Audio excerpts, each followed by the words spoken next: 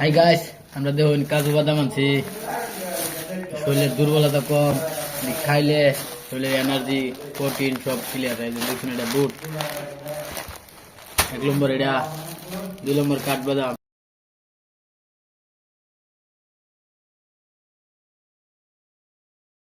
কাজু বাদাম। এটা শরীর লাগে ভালো, এনার্জি লাগিয়া। তারপরে দেখুন বাদাম, তারপরে দেখুন কাঠবাদাম, তারপরে কিশমিশ, তারপরে খেজুর। এটি খাইলে শরীরের এনার্জি লাগিয়ে আনলে শরীরে সকালে আলসি হইতো না, দুর্বলতা থাকতো না। খাইবেন, খাওয়া ভালো লাগলে কমেন্ট লাইক শেয়ার করে দেবেন।